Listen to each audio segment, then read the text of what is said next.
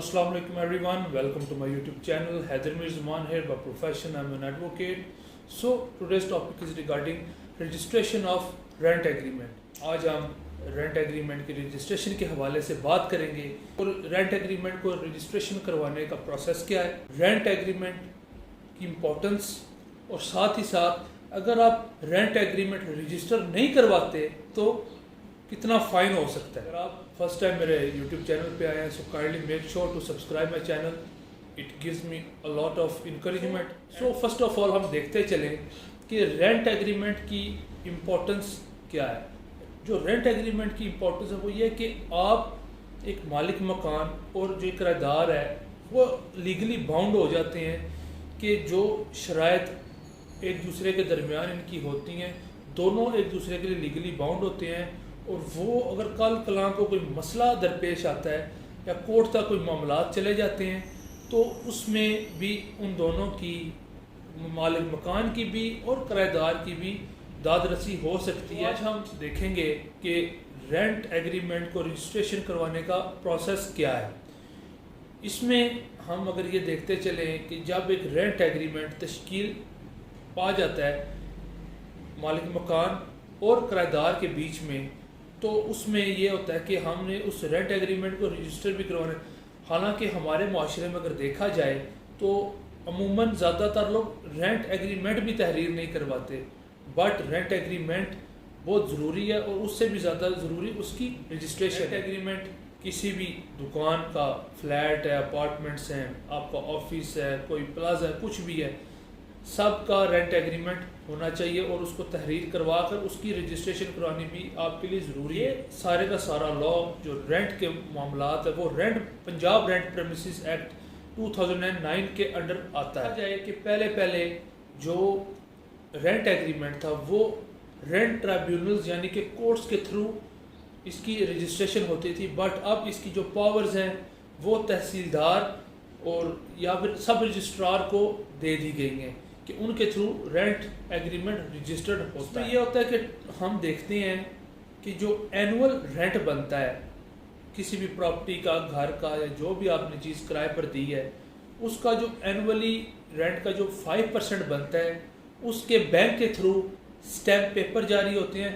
For example आपका कोई मकान है या कुछ भी है या कोई कमरा है, 5000 रुपीज़ फॉर एग्जांपल उसका रेंट है, तो हम इसको 12 मंथ्स के लिए करें तो ये 60,000 रुपीज़ बनता है। और अगर हम 60,000 रुपीज़ का 5% निकालें तो वो राउंड अबाउट 3,000 रुपीज़ बनता है। यानी कि हमने 3,000 रुपीज़ का स्टैम्प पेपर लेना है, उस पे वो रेंट एग्रीमेंट तहरीर होगा।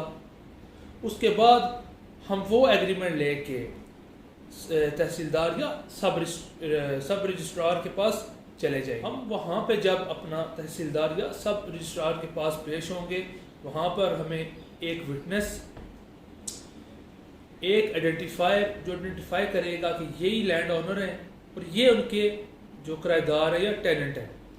साथ ही साथ वहाँ पर लैंड ओनर मौजूद होंगे और साथ ही साथ किराएदार, टोटल यानी कि 4 बंदों की ज़रूरत दरपेश है। हम ये देखते चलें कि इन फ्यूचर अगर लैंड ओनर को किराएदार या टेनेंट के खिलाफ केस करने की ज़रूरत पड़ती है, वो section 58 Punjab rented premises act 2009 के अंदर हमें बताया गया कि हो सकता है कि किराएदार ने किराया ना दिया हो, कोई तोड़ फोड़ की हो या वो मकान खाली ना कर रहा हो। इन बेसिस पे आप उस पर केस कर सकते हैं।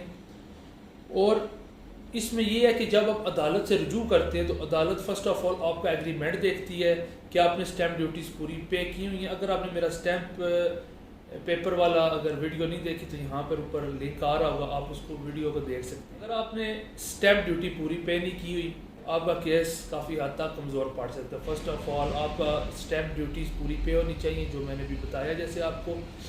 साथ ही साथ इसमें यह होता है कि अगर फॉर एग्ज़ाम्पल आपने रजिस्ट्रेशन प्रॉपरली नहीं करवाया, आपने सिर्फ एक एग्रीमेंट लिखवाया हुआ, उसमें यह होता है कि इसमें हम ये देखें कि जुर्माना आपको अदालत कितना कर सकती है।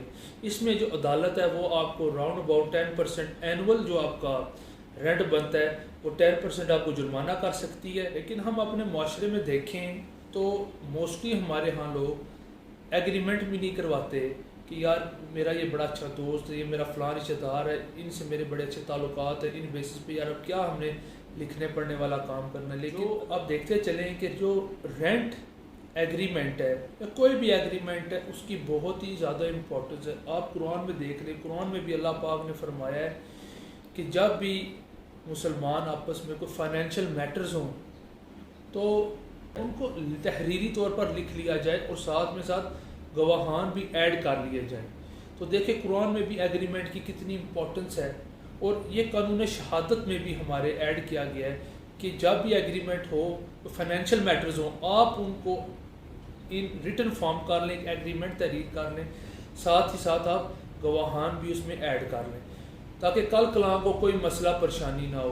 अब अगर हम देखें तो हमारी अदालतों में 50% से ज़ायद जो केसेस है वो एग्रीमेंट्स या प्रॉपर डॉक्यूमेंटेशन ना होने की वजह से मसले मसाइल लोगों के चल रहे हमारी कोर्ट्स में।